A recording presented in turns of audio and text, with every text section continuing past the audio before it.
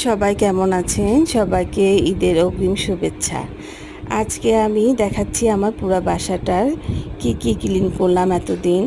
আসলে যখন ভালো করে ক্লিন করি তখন একটু পানিতে পাউডার নিয়ে, ডিটারজেন্ট পাউডার নিয়ে সব কিছু নামিয়ে মুছে টিস্যু দিয়ে শুকিয়ে তারপর রাখি। তো এই কয়দিন তো এগুলাতেই ব্যস্ত ছিলাম।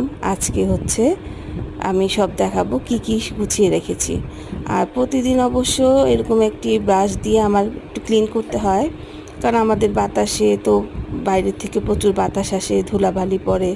তো প্রতিদিন যদি এইভাবে একটু ক্লিন করে রাখি তাহলে অতটা ধুলা পড়ে না।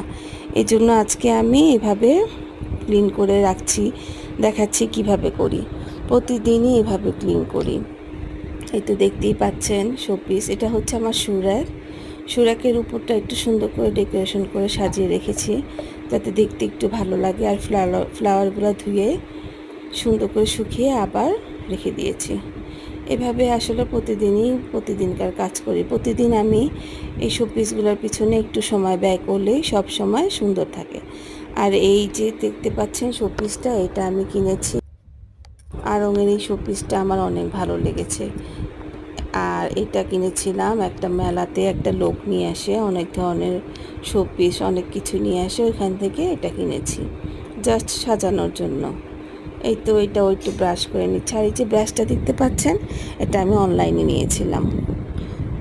আর এটা আমার বেশ উপকার হয়েছে। আসলে এটা লাঠিটা বড়ও করা যায় আবার ছোটও করা যায়। এভাবে আমি ফ্যান ট্যানও সুন্দর করে মুছতে পারি। আর এই যে পিতলের যে ফুলের টবগুলো দেখছেন, এগুলো আমার শাশুড়ির স্মৃতি। আর এইটা হচ্ছে আমি টার্কিশ একটা মেলা থেকে নিয়েছি, বাণিজ্য মেলা, টার্কিশ শোরুম থেকে। আর এই পিতলের যে সব এই ফুলের টবগুলো দেখছেন, এগুলো আমার শাশুড়ি ছিল। আসলে আগের দিনের মানুষ তো পিতলের জিনিসই বেশি ইউজ করতো। আর এই তো এইভাবে আমি প্রতিদিন এগুলা ক্লিন করি, সুন্দর করে গুছিয়ে রাখি, দেখতে ভালো, প্রতিদিনে যাতে সুন্দর লাগে জিনিসগুলো আর পরিষ্কার থাকে। হালকা পাতলা করে একটু ঝাড়ু পোছা দিয়ে নিলে জিনিসগুলো অতটা ময়লা হয় না।